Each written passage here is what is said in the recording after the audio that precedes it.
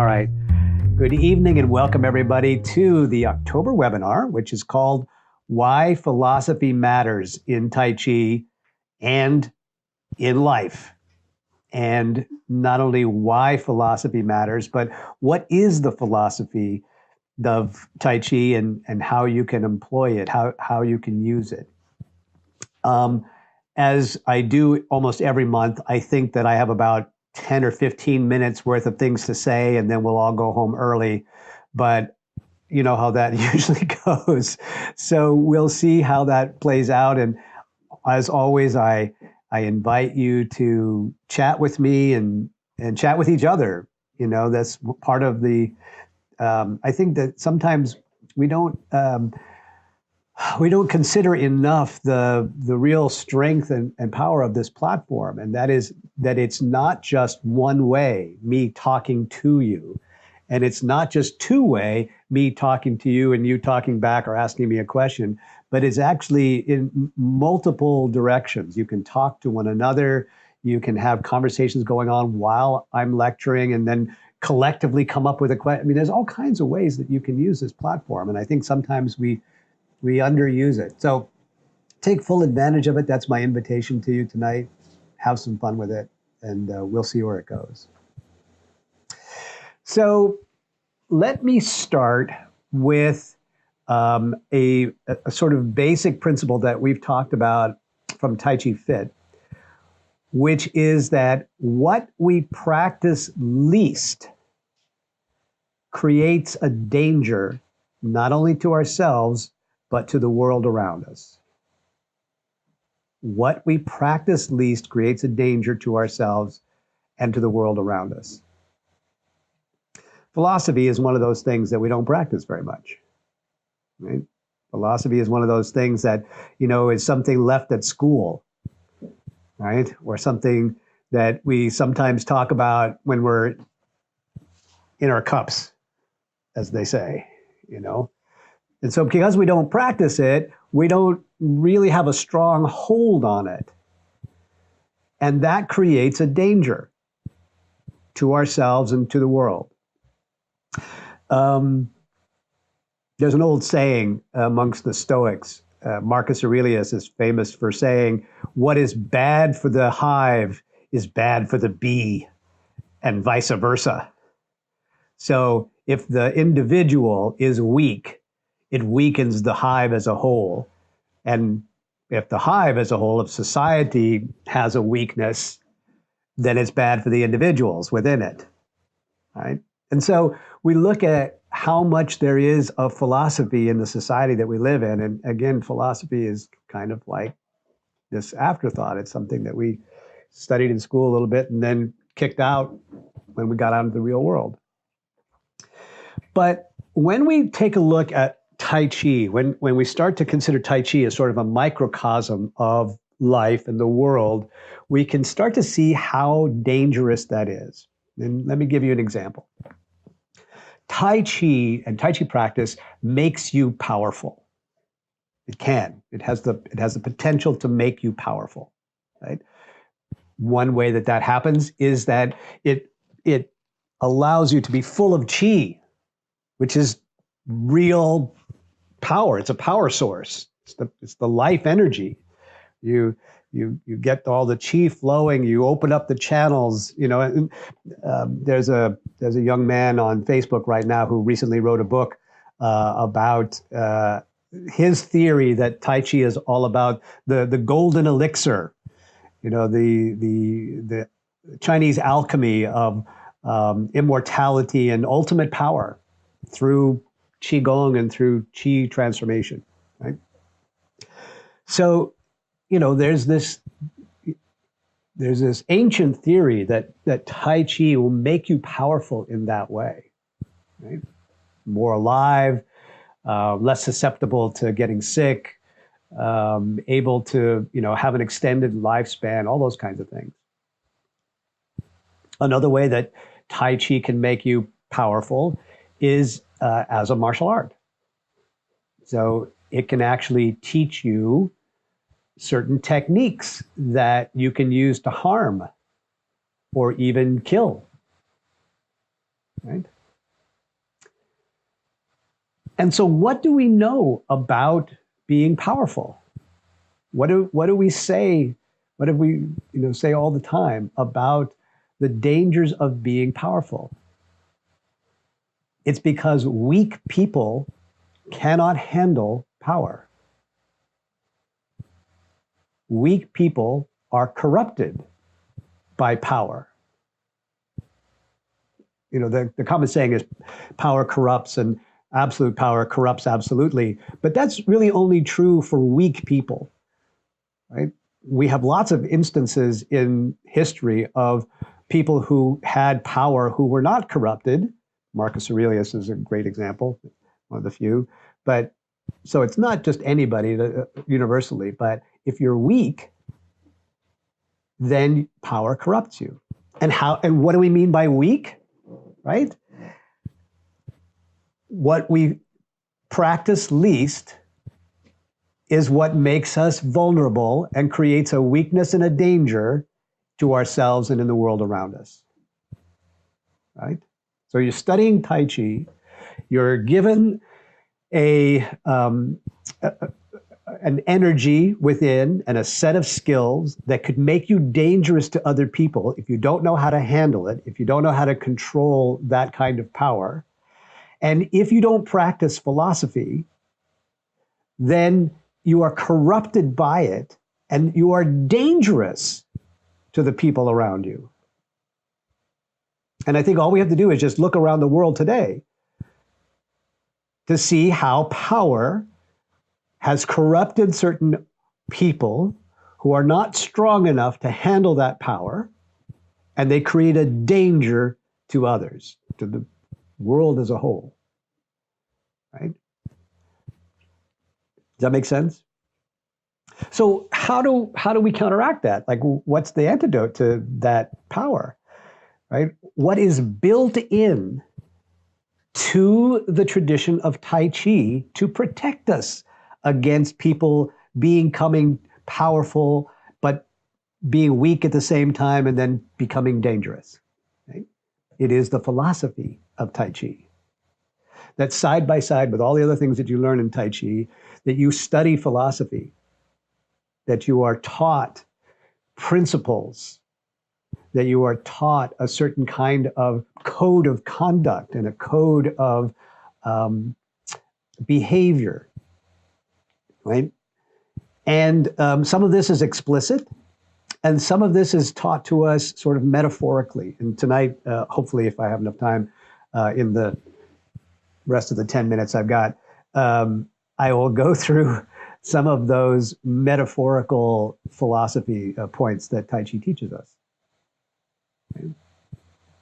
So it's often that we trick ourselves into thinking that, oh, I won't be one of those people who gets corrupted by power. I'm better than that. I'm not one of those people, right? And the most common reason why we trick ourselves in that way is because we're never tested. Like that level, that magnitude of power never comes our way, And so until that magnitude of power comes your way, you don't know. You're just kidding yourself. You're deluded into thinking that you're not going to be corrupted. Do you know that most of the people who win the lottery go broke within 5 years? Right? They win millions of dollars for nothing, right? And suddenly all of their financial problems, should be solved. They have enough money to pay off all their bills. They have enough money to live on for the rest of their lives in style. And 5 years later, they're broke again. Right? Because they've never been tested with that much money before. And so they don't know how to handle that level of money power, shall we say, right? It corrupts them and they just go wild and spend it all. Right? Same thing is true with any other kind of power. But what's missing in that in that scenario is a guidance to how to behave when you get that kind of power. And by the way, not just guidance, but practice along the way. Like Tai Chi says to you, you may never get that power. You might not ever be one of those ones who gets that power. But it's worthwhile practicing anyway. It's worthwhile just in case you win the lottery, just in case you get elected president, just in case. You should practice integrity and compassion, right? Just in case. And so that's what we practice along the way. And then when we get to that point, when that power suddenly, unexpectedly comes to us, or it comes to us after long, diligent pursuit of it, and it's finally there, you know what to do with it because you've been training your philosophy at the same time you've been training your skills. Does that make sense? So that's the first reason. The first reason that philosophy matters is because without it, we are weak and power will corrupt us. Right? The strong, however, can withstand the temptations of the corruption of power. So that's and philosophy is the way that we do that. Philosophy is an invention of human beings as a safeguard against that corruption. Let's just put it that way. Does that make sense? Let me say that again. Philosophy is an invention of human beings as a safeguard against corruption. Okay, so that's our first reason why philosophy matters. Let me pause for just a moment and chat a little bit in case anybody has some. I see you guys are talking. See, you took my advice. You guys are chatting up away. Let me just see if there's some. By the way, as always, if you want to jump in and just contribute something to the conversation or ask me a question or whatever, just throw your mics on and go through it and toss it out there. I have a question. Yeah. Okay, so I'm familiar with the code because I study here in Taoism, and there's the code, how to behave in the philosophy. But when you said your last sentence, philosophy is an invention of humans, it's a safeguard for corruption. I wonder, okay, what's the difference between the codes and all these rules that they make us follow? Rules are for beginners. They can't count on us enough? Yeah, kind of. Yeah. Kind of, in a way, right? I mean, you give rules to the people who are still at the beginning stages of their journey, right? Without rules, you don't know, like you say, drive. This is terrible. This is a terrible example. I apologize in advance. I apologize in advance, but it just came to my mind, so I'm just going to blurt it out. In America, the rule says drive on the right side of the road. In England, the rule says drive on the left side of the road. Because we can't count on you to be smart enough to figure out where all the other traffic is coming from.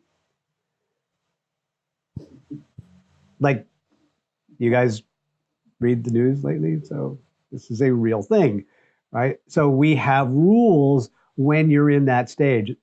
And sometimes it says like, well, there just seems to be rules forever because people don't practice philosophy. They don't practice, what they need to do to get past rules. In Tai Chi, what we say is, what's past rules are principles. Principles supersede rules. Right? Once you get to the point where it's like, now I really understand the principles involved, then you don't need rules. Right? Like in Back to the Future. Roads? Where we're going, we don't need no roads. I kind of equate it to art too. like learning 3D perspective, learning horizon line, vanishing point, all that stuff for realism. But then once you know it and can do it, I would say that's not the best You analogy. know, that's a great analogy. Sure. But there's a lot of creativity inherent in once you know the guidelines of, central equilibrium and those types of things. Or if you still want the efficiency within the creativity, I guess. Well, you want to have a sense of reality of what your context is. What is the universe in which you're operating at this moment?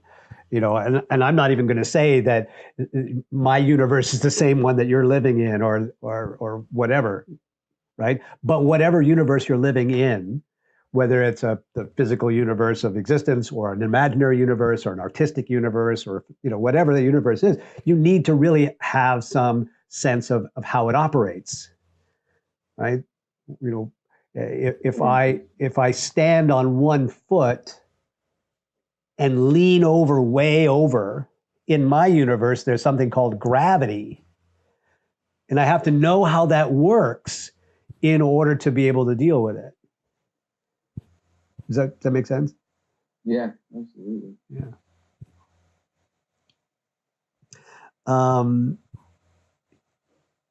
Greed is the root of all evil, darkness, corruption, and lack of humanity.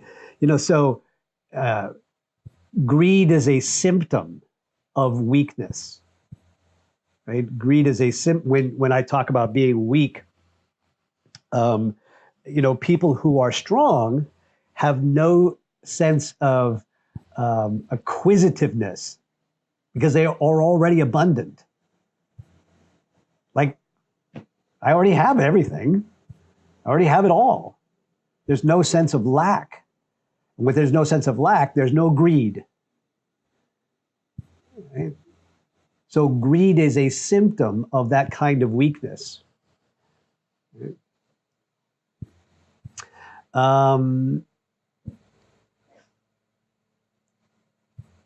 I'm just kind of trying to read through some of the comments. You guys have got great comments here. If you're not reading some of these comments, let me invite you to pull up the chat box and read through some of these. Some of you guys have got some really great things to share. What about any other questions that you want to throw out there?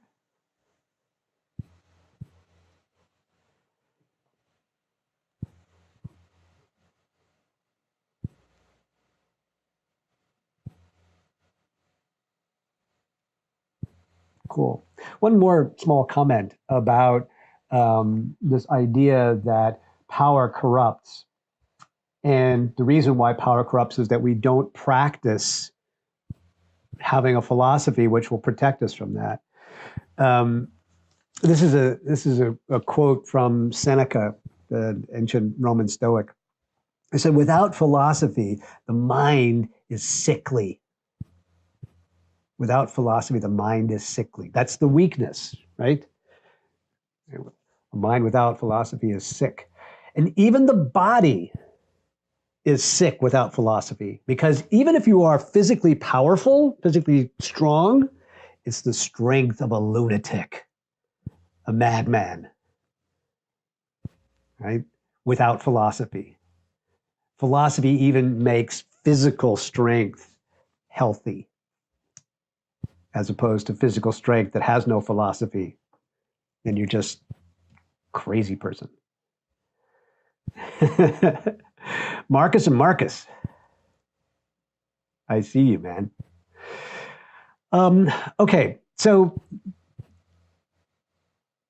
let's go to some of the history behind Tai Chi and to see how this all came together. When I talk about, you can just look at world events right now and see the result of societies in which people with too much power but who are weak cause a danger to the rest of the world, the rest of society, the people around them. So not just themselves, but everybody. And so the example that I turn to often is China in the 16th century, right about the time, the 16th and 17th centuries, right about the time that Tai Chi, as we know it today, was invented. It was a historical period very, very close to what's going on today. The circumstances of the times were frighteningly similar to what's going on today. There was a very weak leader in China, the last Ming Dynasty emperor, and a lot. I would say, to his credit, there was a lot of things outside of his control. There was global cooling at that time. We're right in the middle of what was known as the Little Ice Age, and all over the world there was a change in the climate, so that for decades there was a reduction in crops, and there was starvation and all kinds of things going on that causes people to rebel, causes a lot of unrest. They wanted to impeach him in the worst way. There were lots of rebellions going on at that time. Now, to handle the rebellions, the emperor sought outside favors from foreign powers. Namely, he went north to the Manchurians, who were mercenaries and a very fierce people, and they came in to help put down the rebellions. But the emperor couldn't pay them, because one of the other things that was going on was a devaluation of currency in the world. The Portuguese, who had a monopoly on the silver, decided not to give silver to the Chinese anymore. And so now China's base of currency was just pretty much worthless. And so he had nothing to pay the mercenaries with. And the mercenaries looked around and said, well, if we ain't getting paid, why don't we just take over? Right? And so eventually the last emperor of China committed suicide. Just a lovely thought. Hung himself on a tree outside of his palace. The Manchurians swarmed in and took over the country and instituted a brand new dynasty, which was the last sort of dynasty before the Democratic Republic in China. And people all over China were being slaughtered at a horrible rate, being uprooted and moved around, whole villages taken up and moved across the country and plopped down in brand new places, driven out of their homes. People in the foreign service being fired and sent home or executed. I'm not making this up. I know it sounds like I'm pulling a stretch here to match modern times, but this is just history. This is exactly what happened during this period in history in the mid 1600s. Just about that time, in the lonely village down in sort of central China called Chen Village, the patriarch of that clan is sent home. He was in the foreign service. He had been a general. He had been a statesman, had been a provincial governor. And when the new government came in, they're like, you got a good choice, early retirement or death. And so he chose early retirement. And he comes home, and this is a man named Chen Wanting. Chen Wanting. And when he comes home, he's like bored. He's bored out of his skull. He's got nothing going on anymore. He's not in charge of big governments. He's not in charge of, an army, or like, what's he going to do? Plus the fact that he's looking around himself and he says, my world, my country, my government is going to hell in a handbasket. What am I going to do about this? So just about that time, his cousins and brother-in-law by way of marriage from the next village over comes over, and they say, hey, you got to come with us to this temple up the road here. There's a new church in town, and you got to come check it out because they're doing some fantastic stuff up there. The abbot of this temple is he's out of this world, man. So he said, oh, what else am I got to do? And he goes with him to the temple. And the temple is called the 1,000-year temple, the 1,000-year church, because it was so unique. Its teachings were so different that they say it would have taken 1,000 years for it to come around again. Right? 千载次, the 1,000-year temple.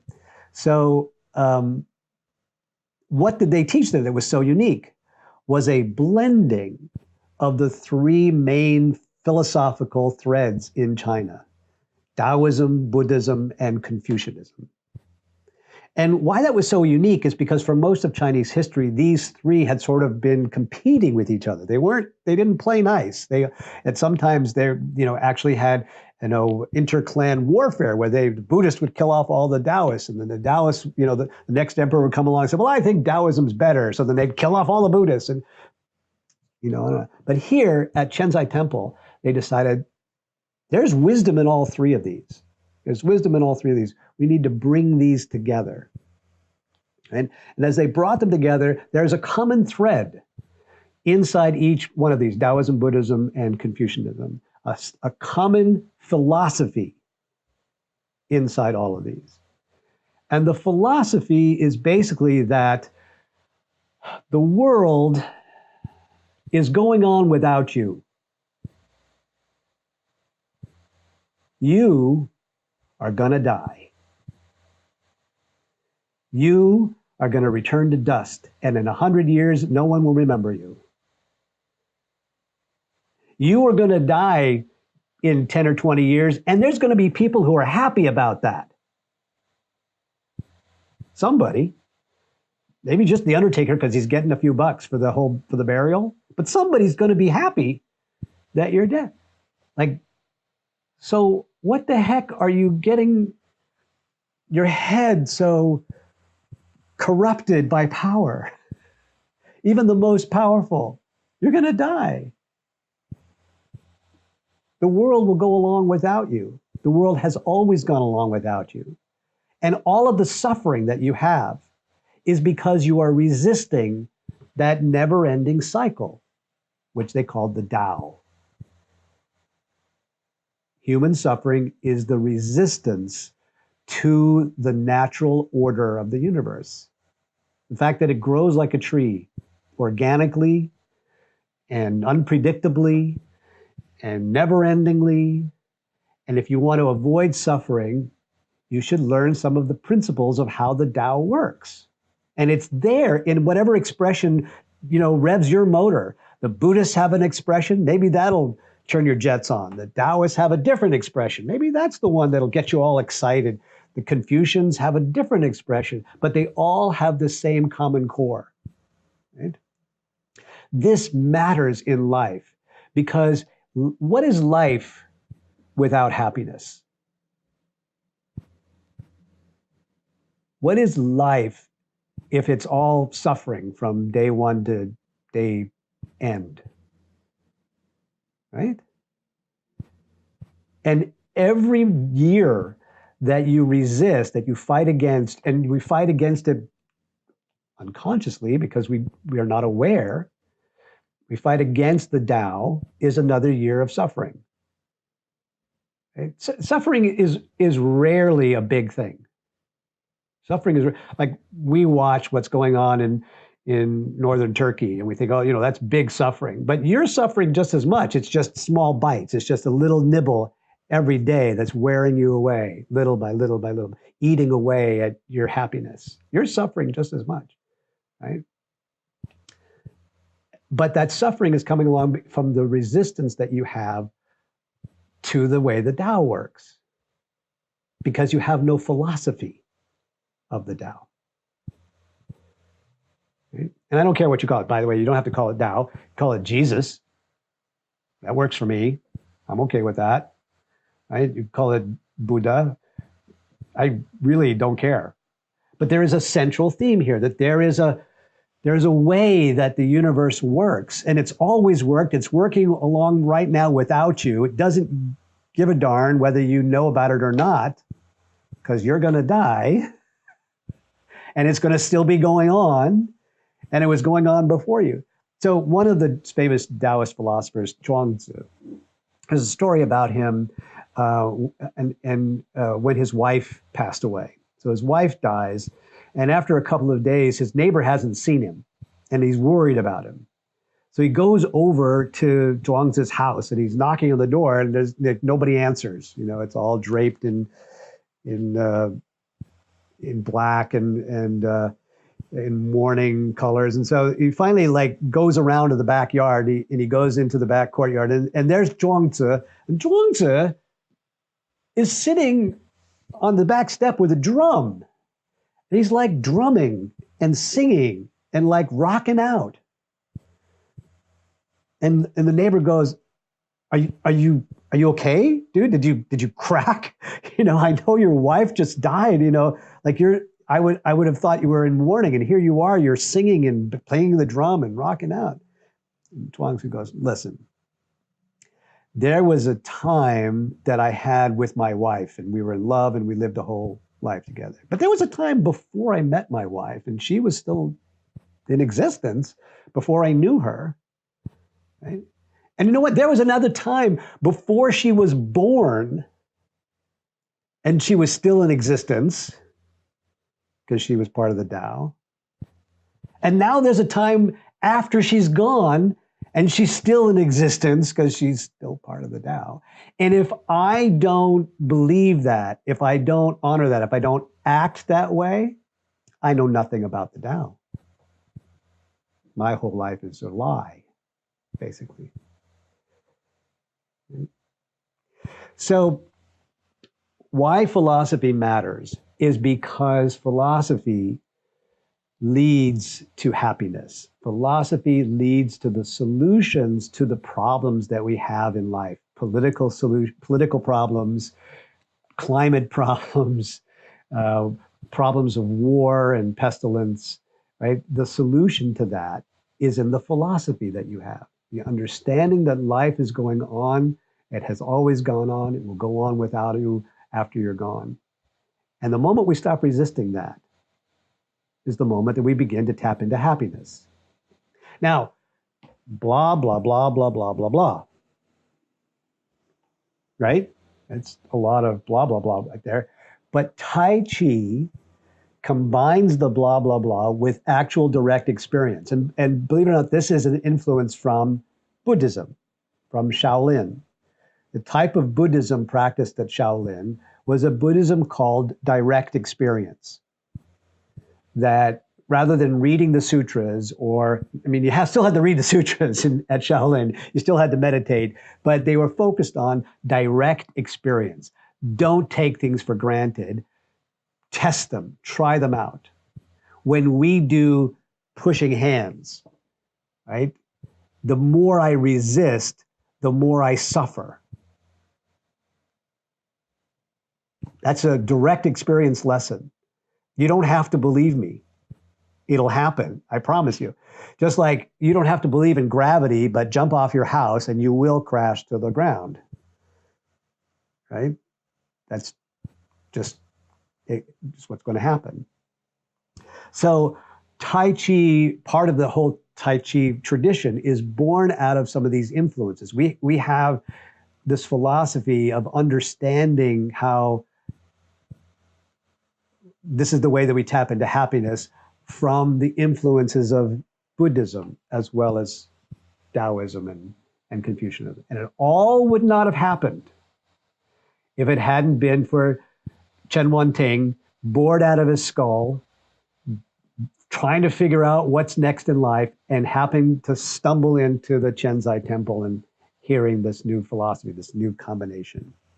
Now, this new combination, this great amalgamation of all the wisdom of these three great traditions had to have a big name, had to have a big title. It's like, this is the best thing that's come along ever. This is bigger than Est. I mean, this is the form. This is big. What are we going to call it? So, long story short, Chen Wanting gets to name it. At the end of the day, they decide he gets the naming rights. And he says, I know what we're going to call it. We're going to call it the biggest ever, which in Chinese sounds like Tai Chi. Tai Chi, the grand ultimate, the biggest ever. And so that's how we have come along. Now,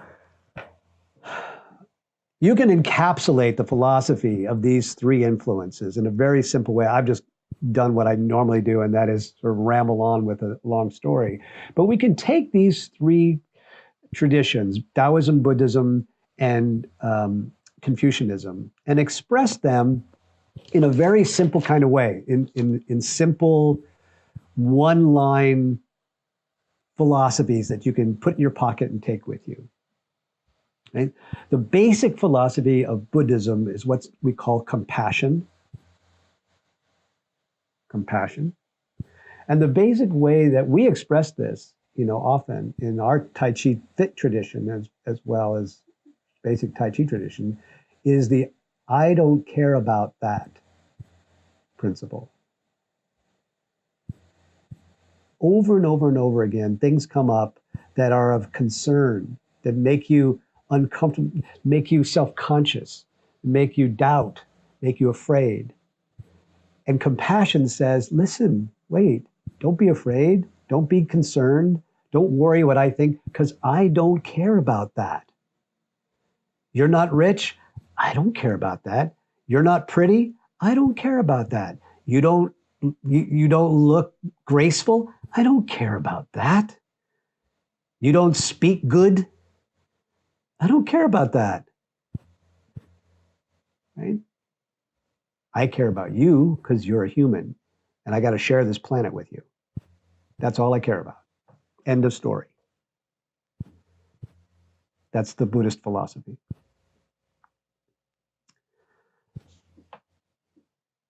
The Confucian philosophy is I love you like family. The one word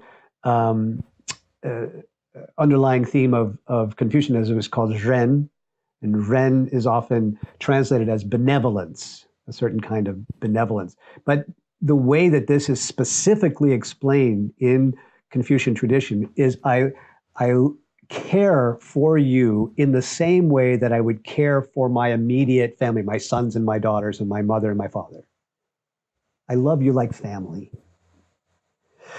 The other day we were talking on one of the live streams about, in fact, it was Heather. Heather asked me this question. It was like, what goes through my mind when we're preparing to teach a class?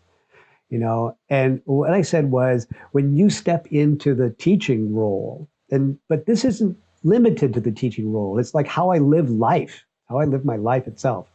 That, when I look at a student or a friend or a neighbor or something like that, it's like, that's not just some random person. That's literally my brother, my sister, my mom, my kids.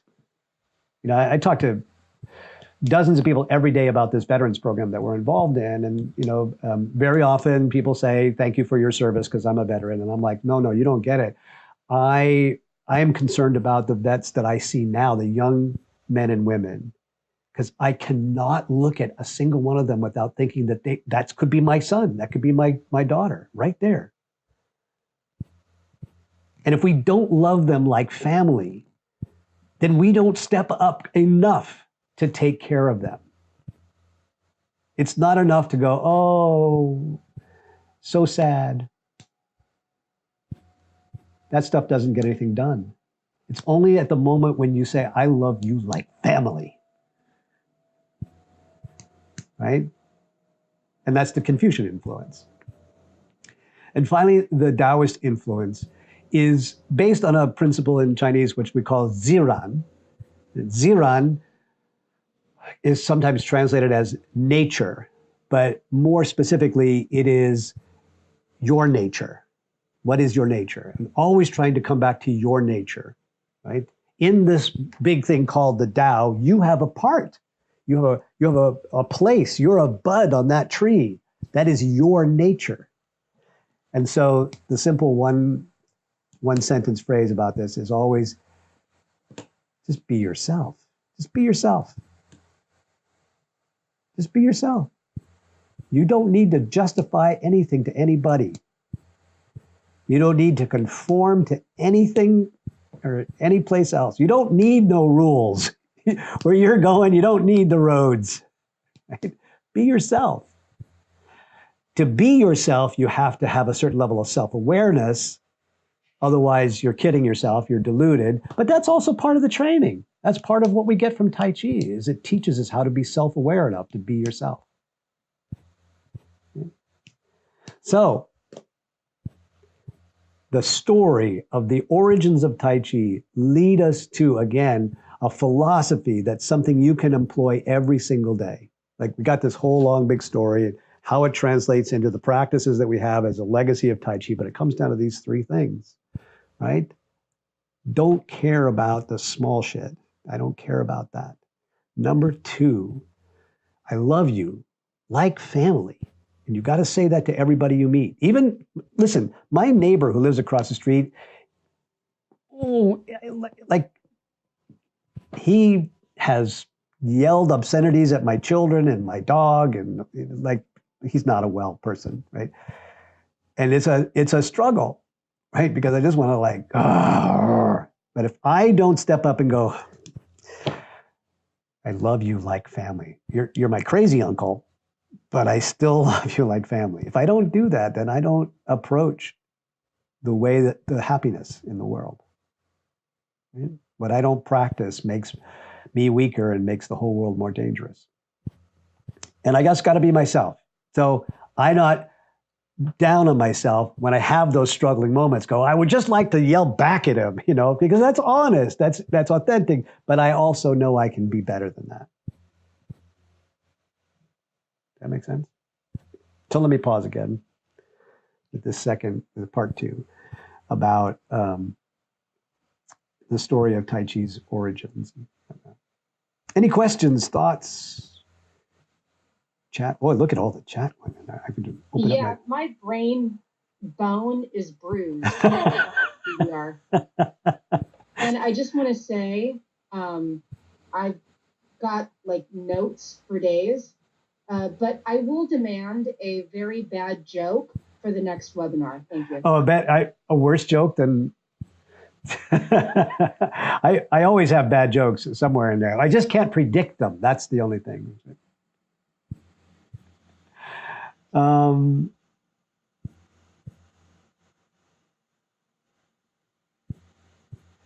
reading from Brett, a story of a guy who was chased by a tiger, grabbed at a root on the way down and held on for light. Above him was a tiger. Below was a crocodile. But next to him was the most beautiful flower he'd ever seen. Took his breath away. Right? Enjoy the moment of beauty, not looking ahead or behind. Right? We're all going to get eaten by a bear or a crocodile. All of us. There's no getting out of this life alive. It's inevitable. Hey, DDR. Yeah. I do have a question. So I know this webinar is for your students, but a lot of us are going to be teaching veterans soon. So with this philosophy, how to navigate that with the touchy subject of veterans? Yeah, this is a great question, Heather. The Tai Chi Fit method is covert rather than overt. So I would never walk into my veterans class and start talking philosophy. I wouldn't go there. I'd make bad jokes. I'd, tell little nothing stories. But covertly, what I would do is I would love every veteran like my family. I would make it clear that every time they did something, and I could, this is part of what we learn in observation assessment skills, that, you start to see when flow is happening and when flow is not happening. The moment that flow is not happening, it is almost always because of a tension that's arising. And this is one of the places where tension arises first and most, right? Because people are concerned about, oh, I'm not doing it good enough. I'm disappointed. Like, inside of I'm disappointing myself, there is a deeper story. Is like I'm disappointing someone else. I'm disappointing my teacher, or I'm disappointing my ex-girlfriend who was always a better dancer than me. You know, it's somebody like you've got, so my covert story is, John, I don't care about that, man. You're awesome. I like the fact that you went left when I went right. I like the fact that you exhaled when I inhaled. That was great. I don't care about that. Right? I like the fact, when they come in and they're all doing, like 10 people have come in and they got their little Tai Chi shoes or whatever, and one of the vets comes in his combat boots. It's like, dude, be yourself. Sweet. That's the Tai Chi Fit method, right? To be covert rather than overt. Be it, don't talk about it.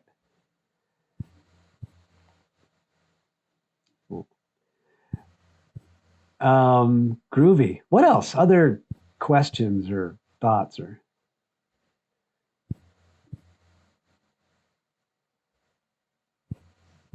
I'm gonna slide over here because I'm only looking at one screen and I know there's Janae's in the car.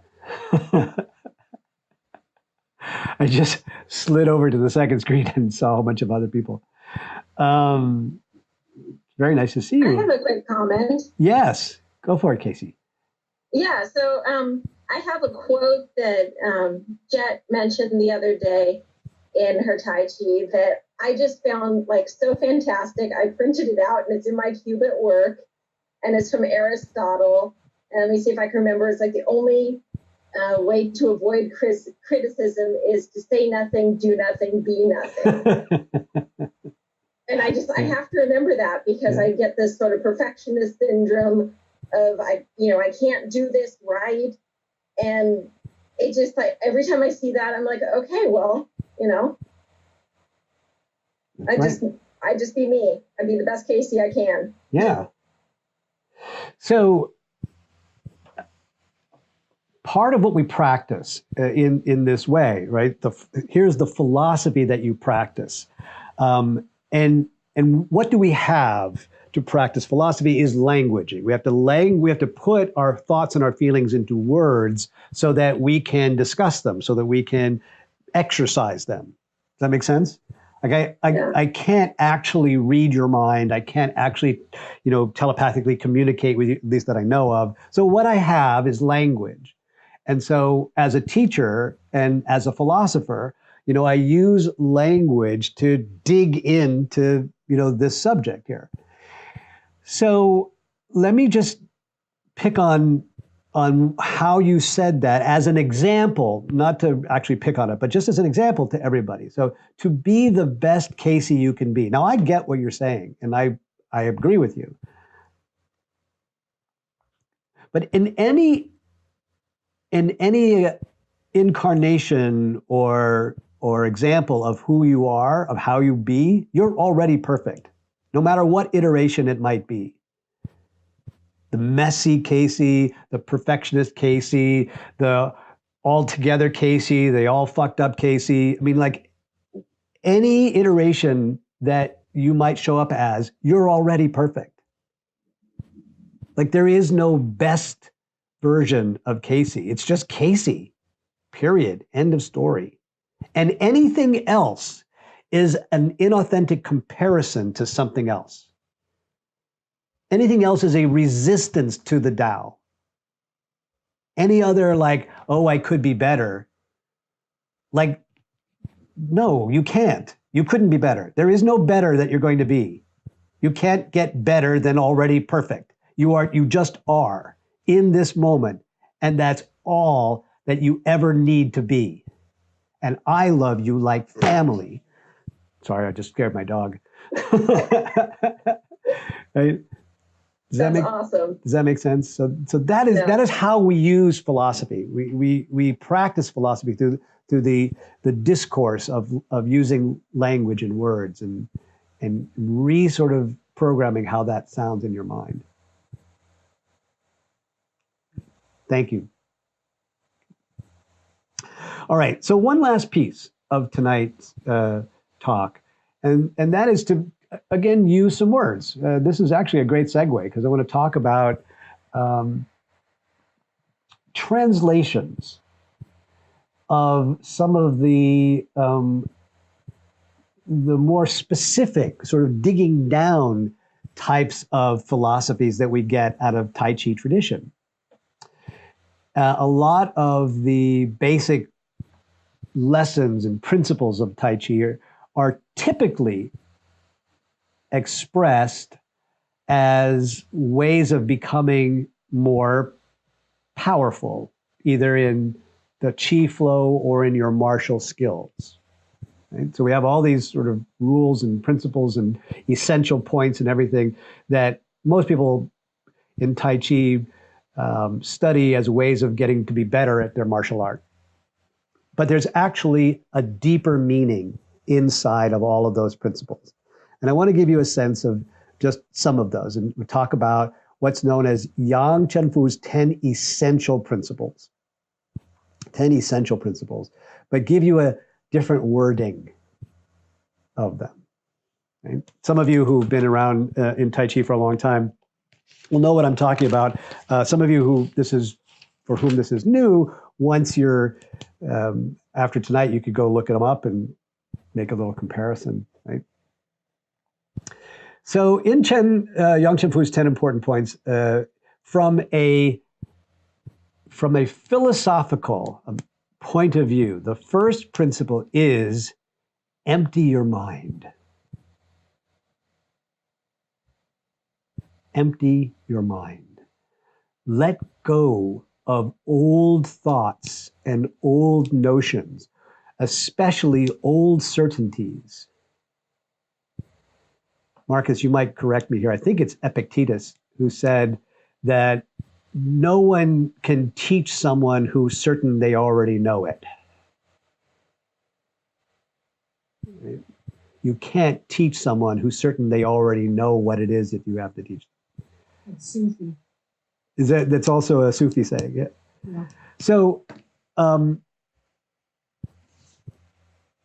the first principle then is to let go of all those things. Empty your cup is another way of, we have of saying this in Zen.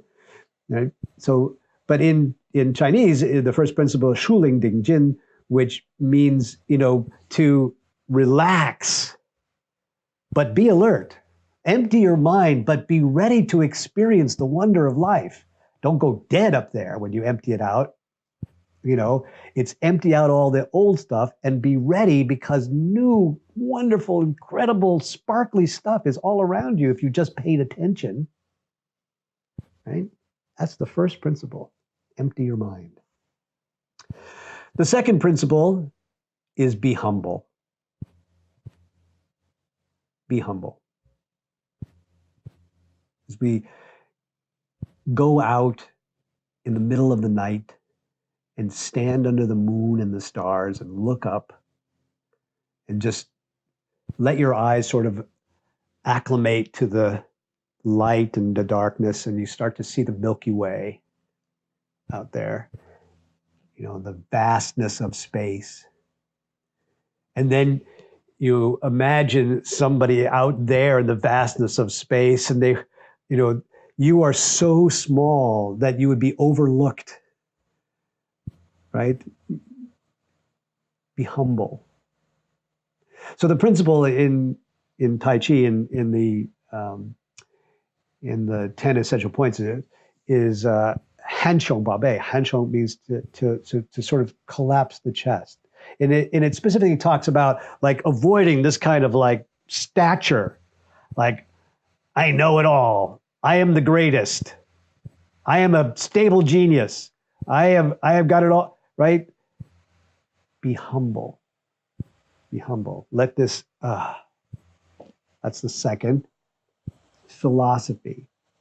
Now, I'm telling you these as a list that you can take with you day by day. First things, so I get up in the morning, like all the things I was sure I knew yesterday, I'm going to just let them all go. Like I'm not going to pretend I knew anything. And the second thing is I'm going to be humble. Today, all kinds of things are going to come my way. right? And I want to be humble in the face of those things so that I can learn something, so that I can experience something, so that I can make new friends, so that I can be taught by people who have different experiences and wisdoms than I do. But you can't be taught if you think you know it all. So you got to be humble. The third principle is let your hair down. Like loosen up and get wild and crazy and messy. Let your hair down. Is that what you meant by feng sung? Feng sung. How do you spell that? So feng, so let me go sideways here for a second. So specifically the word sung, which is often translated as the English word relax, is a bad translation. It's a incomplete or like anorexic kind of translation. So sung literally means to take the pin out of that bun that, ancient Chinese men had on the top of their head and let their hair down. Like let the hair down. And it also, part of that character is like a pine tree. And when the pine tree shakes in the wind, all the needles fall out of the pine bough and just like spread all over the place and get all messy and stuff. That's sung. Feng means to let go. So you let go and let your hair down. That's feng sung. Right? I know there's no English translation for any of these words, but how do you spell it, Divya? So in Pinyin, we would spell that Fangsong, feng sung. Yeah. Right. So we walk around trying to. Many of us do. I'm not going to speak for everyone, right? But many of us. So my partner Deanna and I got into a big disagreement last night. Huge disagreement about the difference between conformity and responsibility in school, right? Because my belief is that public schools don't teach you anything about responsibility whatsoever. They teach you about conformity. And the difference is choice. So the idea that you learn how to meet deadlines and fulfill obligations or whatever is not responsibility if you had no choice in the matter. That's called conformity. And all of us have learned this throughout our lives. That's the society we live in. So we all walk around with a certain amount of, I've got to show up in a certain way, and I've got to get to work on time, and not because we have choice in the matter, but because that's how tight our bun is on the top of our head. And you have to be courageous enough to be messy. Because if you're not, you'll miss all of the magic in life. I'm going to skip over to number 5, which reinforces this. Number 5, the fifth important principle is Shenzhen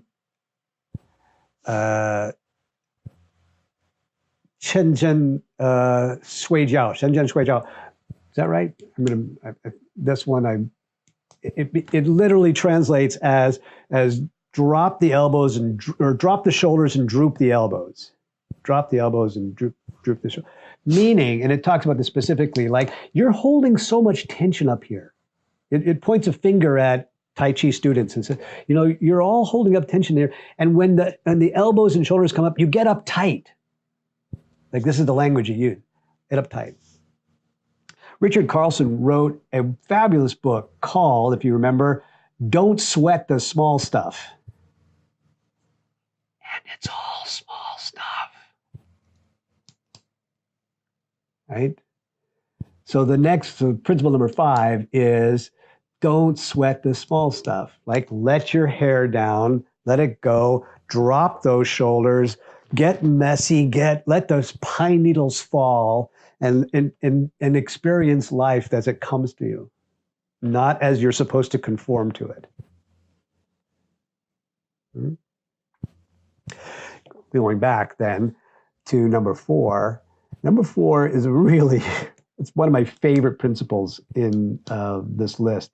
And it is the Chinese equivalent to make sure that you know your ass from a hole in the ground. Right? The principle in Chinese language is 分清楚事, which they say clearly understand the difference between empty and full. Right? Understand empty and full, or this and that. But it is a very common phrase outside of Tai Chi in Chinese language that's used all the time to point out people who are so full of themselves, like, I know it all. And you say, you don't know jack.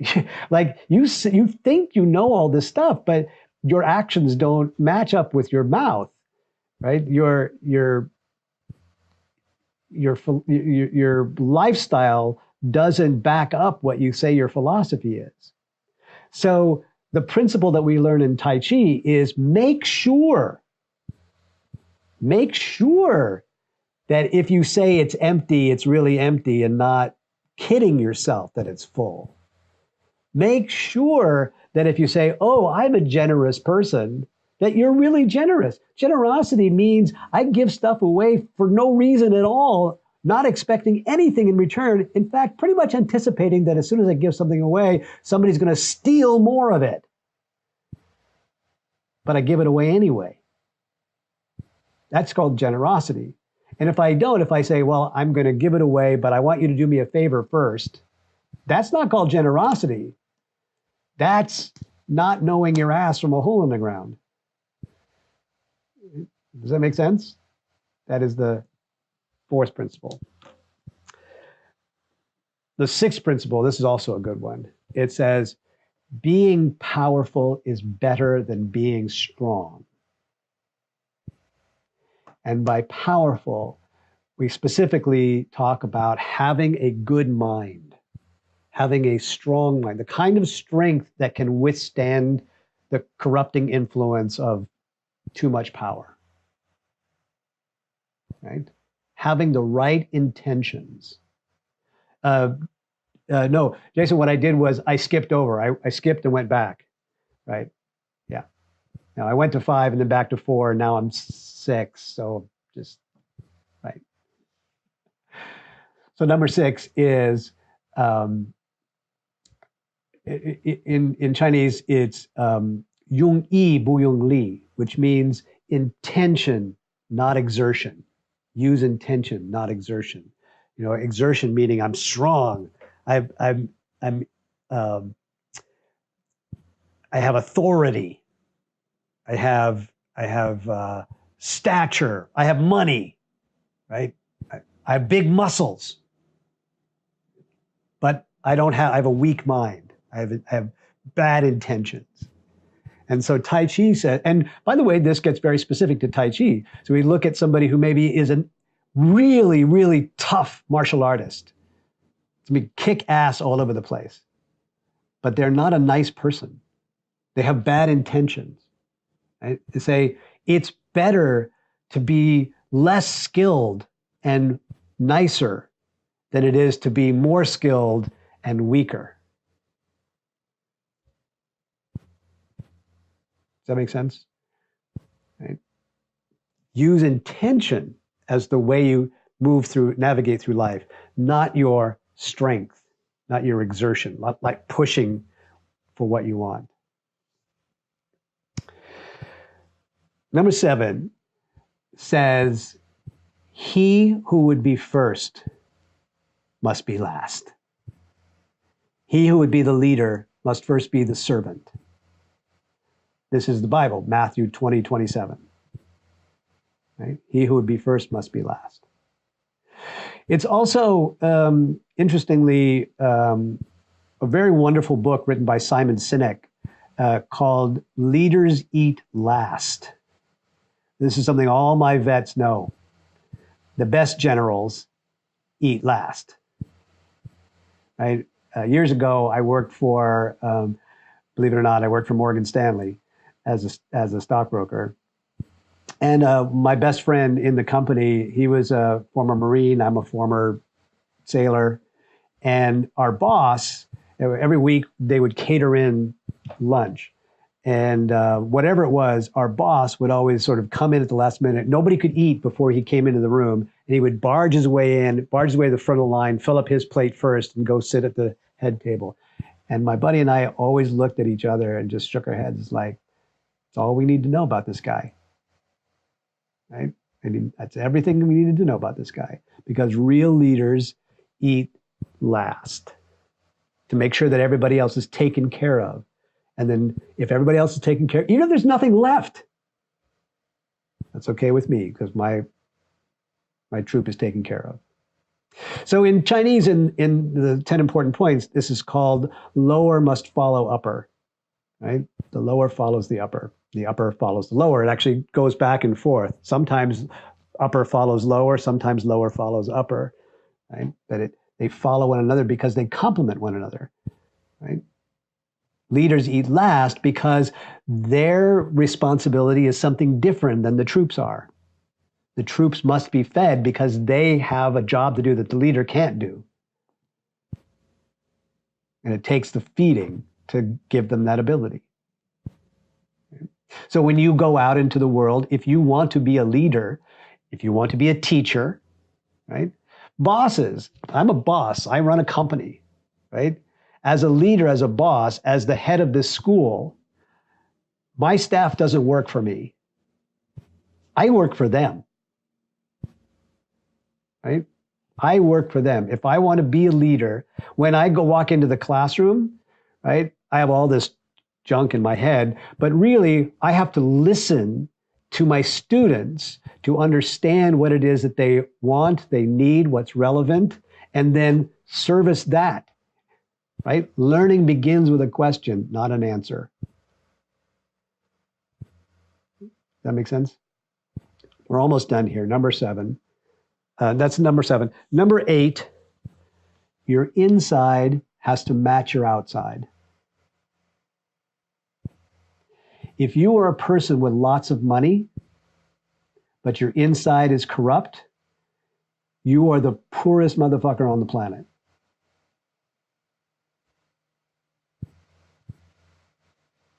If you are a martial artist who can dominate anybody who comes your way, who can just kick anybody's butt, but your insides have no compassion, no generosity, no love, then you are the weakest person. And in fact, what happens traditionally in martial arts is that a teacher who's teaching their students will slow down the skill level that they teach their students as they get better and better to watch what happens. And if they start to get to a point where their insides don't match their outsides, they'll stop teaching them. They'll stop teaching them new things. They'll sort of just like give them little things to go on, but they won't teach them. You know, there's a old sort of myth, the old story about the masters never teach all their secrets to their students. That's not entirely true. A lot of times teachers teach everything to their students, but they wait, they watch, they really, really get to know their students as they get better and better. Because if they get to this point where they can see the inside isn't matching the outside, then you don't deserve to learn anymore. You're too darn dangerous. And that's the same way in life, right? The more that you get, do you guys remember the family motto of the Kennedys? So the Kennedys have a family motto that my parents also adopted for our family. It is the Latin noblesse oblige, that those who have nobility have an obligation to give back to society. And, you know, we took it as our good fortune in life. You know, we always had a roof over our head. We always had, you know, books to read. We always had, you know, an opportunity to go outside and play. And that gave us an obligation to give back. Right? And so if you want to, if you notice that you have this good fortune, what the philosophy says is every day it's your chance to give back again. All right, last two. Number 9 says flow is the key to happiness. Flow is the key to happiness. And what is flow? Just keep it moving. Just keep it moving. Don't stop. Right? Like, this is the thing. I know I've just spent the last hour and a half like talking about all this stuff. It's like, oh God, I got to sit down and I got to think about it. No, don't sit down and think about any of this. Don't contemplate. Don't worry about it. Don't, like, just get out there and live life. Keep moving, right? You don't become a philosopher by sitting down and meditating on philosophy. You become a philosopher by practicing your philosophy. You become a philosopher by just saying, let me just start with one. Like David Dorian just talked about, oh my God, how many things did he talk about? I can't even keep track. But just pick one. Just pick one. Pick the one. Like, how about, I don't care about that. How about that? Well, I'll just practice that one. I don't care about that. And you just practice it. And you just don't stop. Flow is the key to happiness. Flow is the key to mastery. Right? That's number 9. And finally, number 10, right? The ability to have the good life, to be the philosopher, to be the best you, to live the best you. The key to power is already inside you right now. You've known it all along. Nothing that I've said tonight is going to give you more than you've already learned, already known, you've already been born with, right? It's already inside you. We get stuck in life. We have a sort of sense of ourselves. You know, we create a persona, we create an ego, right? And then we sort of hang on to it as if that was ourselves. And we get stuck in life. And then life happens to us, and I suffer because I'm resisting moving. Like here I am, I've stuck my flag in the ground, and then life comes at me and I don't move.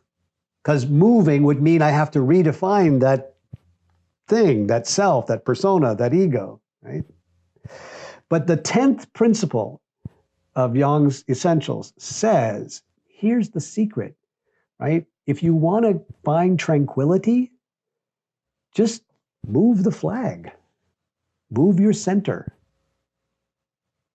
redefine who you think you are, right? It's just that simple. And a miss is as good as a mile. You don't have to like go to some, fancy retreat and redo your whole psyche or whatever. It's just like, it's this much.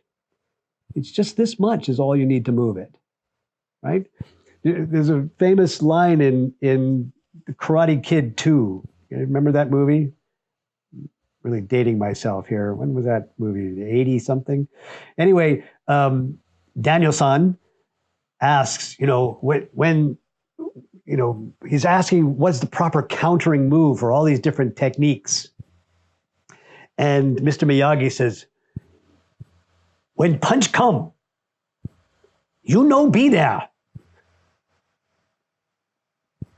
That's it. That's it. You move your center, right? That's all it takes. Just that much. Just be able to redefine yourself, to let go of being stuck in the ground. That's all you need to find tranquility. These are the principles handed down to us for hundreds of years in the tradition of Tai Chi. This is the philosophy that matters. This is the philosophy that we embrace as Tai Chi students to make a difference in the world around us, to avoid the corruption that power might give us when we acquire power, to find the keys to making the world a better place through compassion, benevolence, and being natural, authenticity, and to having a daily kind of set of touchstones that we can use. Because after tonight, I'm telling you, tomorrow, some asshole's going to cut you off on the freeway. And your first inclination is like, fuck you, But instead you could go, I don't care about that.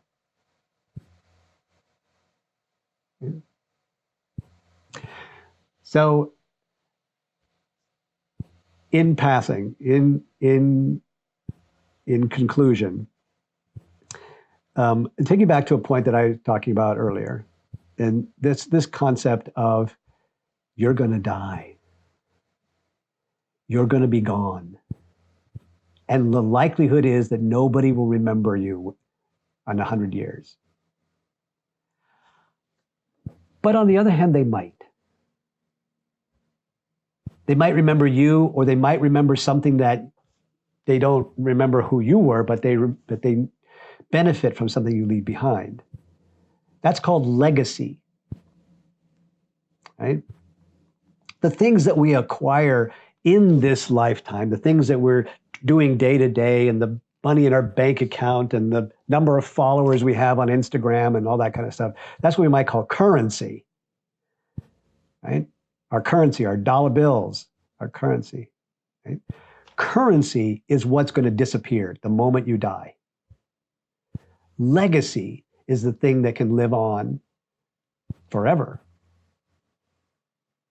And philosophy is what creates legacy. So that's why philosophy matters. And that's all I know. So thank you guys for sitting through all that. Let's talk for a minute. Let's see if there's any other questions or thoughts or. Yeah, DDR. Yes. Why are you so fucking cool? Don't ever answer that. Don't ever answer that. Yeah. I have nothing to do with it. I think it's good drugs. I don't know. You know. I second that. Bless your hearts. Thank you. Thoughts about philosophy, the ideas that, now, you know, here's the thing. So I talk about this all the time. It's like what I want you to do with it is like tomorrow you're gonna forget 99% of everything that I talked about tonight. But if there's one thing that like, oh, that kind of stuck with me, then do something with it. Play with it, kick it around a little bit, let your hair down and be messy with it, right? So one thing that I noticed is that there's way over here the Eastern philosophy of Tao, Buddhism, Confucius, whatever. It's beer o'clock here in San Diego. Excellent. And then on the other hand, though, you talk about the Stoics. So guidance? I'm a huge lover of Stoicism, Stoic philosophy, and the Stoic philosophers. I think that, you know, it points out how interconnected, how the Tao is everywhere. Right. So the first passage in what is commonly called, you know, verse number 1 in the Tao Te Ching is you know, Tao Ke Tao, the Tao that you give a name to isn't the real Tao, because all of a sudden you've pigeonholed it, right? So it's Eastern philosophy, right? And then you give this other thing a different name and call it Stoicism, and it's Greek, and then has this Roman, you know, version, and all. Like, it's the same stuff. It's the same philosophy. It's almost word for word at many times. Why? Because a bunch of people sat down and got quiet enough to listen to the actual universe and realized it was the same truth. I think that if you read a great translation of the Tao Te Ching, that may be all you ever need to like really get it. But on the other hand, like there is an undeniable Western perspective that we have. We have, you know, a sort of a Western influence of language, of society, whatever, that the Stoics speak to a little more naturally if you're an English speaker. And so maybe reading the Stoics will, you know, rev your motor. It's the same stuff though, either way. Hey, Judy, I saw your hand up there. I wasn't ignoring you. Yes, you were. Well, I'm not now. Pardon me? Well, I'm not now. That's right. Judy, my spirit animal. Go back to bed, Heather, will you?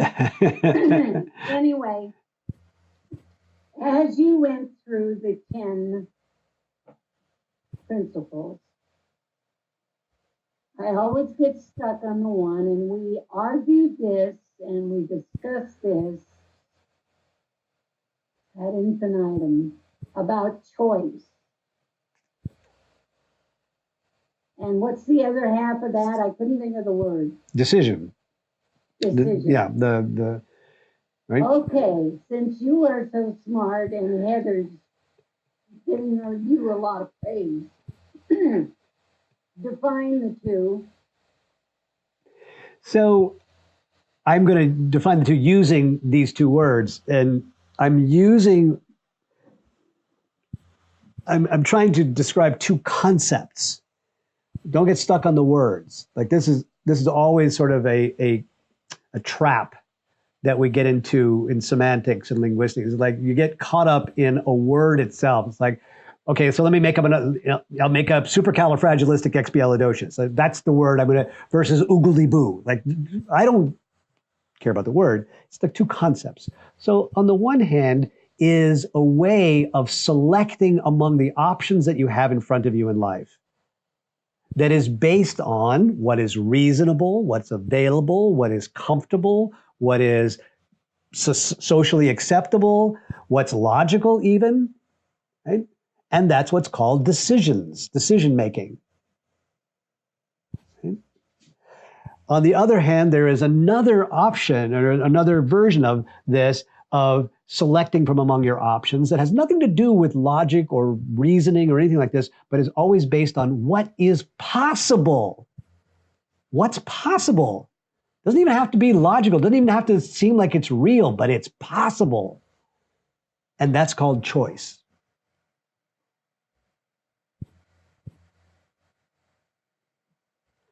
Making your life a function of decisions always leads to imbalance. It always leads away from happiness. Always. Always. Here's why. Here's how you know this. Here's the proof. Are you already ecstatically happy? Are you at the pinnacle of bliss 24/7? Well, Jason is apparently, yeah, but Jason's got more beer than Heather does. So if you are not, then consider that your life, because this is the way we're taught, is a function of decision, because you continue to choose from among the options in the way that you've already chosen. If you always do what you've always done, you'll always get what you've always had. To get what you've never had, you've got to do what you've never done, which is choose from your options based on what's possible, what seems impractical, what seems magical and ridiculous. But that is the way of the Tao. The Tao is completely illogical. I've got an avocado tree growing right out in the yard, right out in front of there is no freaking logic to the way that tree grows or bears fruit. Like zero. And yet it does. And yet it produces these, like last year it produced like over 200 avocados off that one stinking little tree. Right? There's no logic behind it. It was just what was possible. That's the way the Tao is. But then we run into the problem of society dictating decisions. Yeah, that's not called living. That's called conforming. One of the things that, like this is I think takes us back to the story of how Tai Chi came about in the first place. Tai Chi was not created to be some kind of an artifact. Oh, we're going to get together and create a really cool Kung Fu style that will be taught for hundreds of years and everybody will know that we're the Kung Fu masters. Like that was not the intention. The intention of because, and here's why, they already had a bunch of those. In the time period where Tai Chi came about, there were hundreds of different styles of martial arts, many of whom are much more devastating than Tai Chi is. There was no need to come up with a new Kung Fu style. Instead, what they were trying to do is solve a problem. And they said, you'll never solve this problem if you conform to the structure of society. You have to learn how to push back against the structure of society. Now, that's a tough road to hoe. I've got to train you. I've got to prepare you for that. I've got to give you skills. I've got to give you physical skills. I've got to give you life energy. I've got to let you hang out long enough so that you let go of knowledge and start to acquire wisdom. Right? That's what this is all about.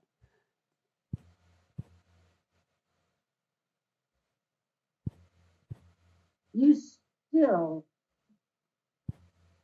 get me so confused with that because I know I often do buck the trend and say things that other people wouldn't say. But I don't wear black fingernail polish like Marcus does. Marcus, that's a whole other story. And me, my spirit animal.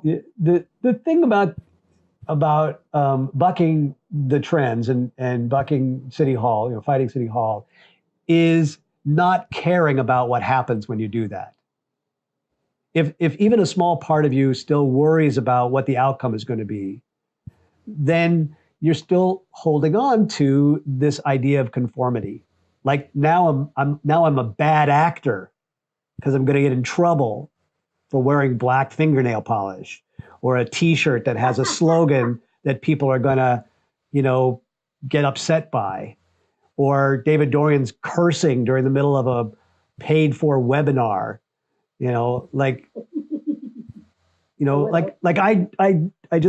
I don't care about that. Like I've let go of any concern about it. I'm just being myself. I want you to buck City Hall because that's who you really are. And then just embrace it. Okay, what else tomorrow? That's right. That's it. Tai Chi is like one of the most subversive philosophies on the planet if you really get into it, right? It's way more subversive than socialism, right? It is what I said the other day in class. It is individualism. It is you get to be you. What I find interesting is the way you do a physical representation through postures of the philosophy. And that's super challenging, but also the most rewarding part of actually doing Tai Chi correctly. It's our touchstone, right?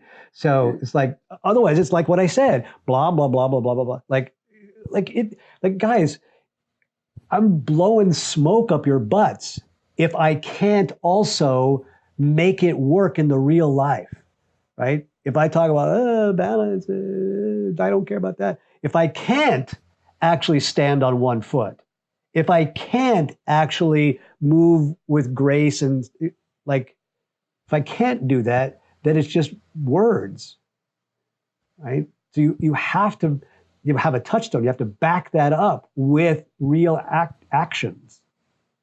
And Tai Chi is structured so that you're constantly testing it. It goes back to 分清楚事. Do you really know what you're talking about? Are you full of BS?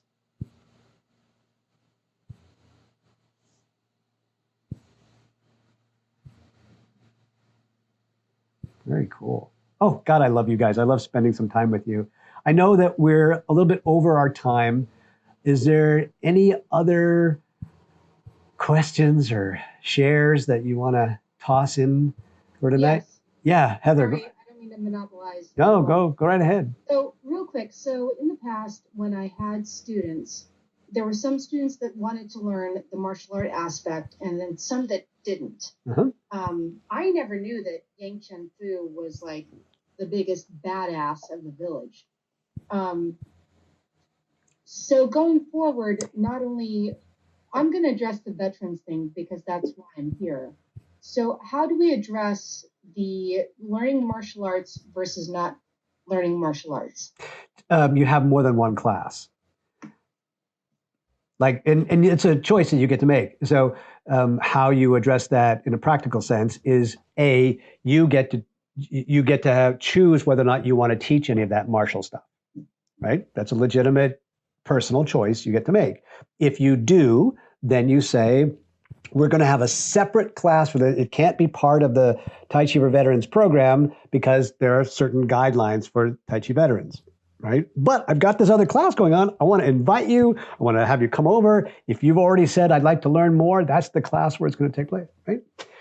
If you don't want to teach the martial stuff, then I would say, I don't teach that martial stuff, but, Marcus does. Go hang out with that dude, like he's got a great class going on, or Brett, or whoever, like you say, there's other options. Let me guide you to those other places. So that is something that we actually have where I am. Like we've got like Movement for Better Balance, then we've got Tai Chi Fit Flow, and then we have like Tai Chi for people who want to learn the martial arts style of it. So it really takes the time and getting to know what the person, what's going to be the best fit for them. What are they looking for? Like if they're wanting the martial arts aspect, coming to me, I'm like, no clue. So it's just stay in your lane of what your speciality is, and then connect with the people and put them into like network with the people that will provide the one that they're looking for. If you listen to them, they will tell you exactly what they want and what they're needing. Right? You just like as much as I talk, I really try to listen. Like I'm reading your comments, I'm listening between the lines of your questions or whatever. So like listening to them will really give you the sense of it, right? And staying in your lane is like it's okay to be a beginner and suck at what you do. So I want to teach the martial arts aspect, but I'm really terrible at it. That's okay. You can be terrible at teaching the martial arts. Just keep working at it and you'll get better. Like it's not wrong to suck at stuff. That's part of that whole, all that sweating the small stuff. It's like everybody sucks at it in the beginning. Right? Bruce Lee is famous for being, by the way, the story about Yang Chen Fu being the biggest badass, right? No, the story about Yang Chen Fu is that he sucked. He was terrible. He was a pampered big boy in what had become a pretty prosperous family in China right around the turn of the 20th century. And when his father died, that at the funeral, the two senior students took over. So it's supposed to be now his legacy. He's going to take over as the head of the family. But the two senior students to his grandfather's family said, you're not ready. You're not good enough. You're just a big, fat, terrible, pampered, spoiled brat. And they took it away from him. And Zhang Shenfu was like, holy crap. This is all I've got. This is my inheritance. If I don't have the school, I got nothing. I got zero. So he goes to his uncle. He says, Uncle, I know that I've fucked up. I know that I haven't paid attention for all this time because we were rich and I didn't need to, but now I need to practice. And so he studies and studies. Like, 5 years later, he comes back and they have another ceremony for the ancestors. And the two senior students are there and they see him and they go, now you get to be the leader of the school because you did the work. That's all it takes. You just got to do the work. All right. Listen, let me let you guys go. You have indulged me. I have a quick question. Okay, quick question. super quick question. Yeah. I loved the last webinar. I love this one too. I love the last one so much. Are you thinking of doing a part 2 of how you spent your summer vacation? That was awesome. I've been playing that over and over again and doing the flow in the backyard. And it's like the connection and the music, it's just like mind blowing. I'm going to tell you what, I'm going to go see Chiliang again in February. When I come back in late February or early March, we'll do a part 2 and it'll blow your mind even more. Oh. Thank you guys very, very much. I love you very much. This is recorded and it will be available as soon as I can get it slightly edited and uploaded. And that's all I know. Have a great weekend and I'll see you guys on Tuesday. Take care.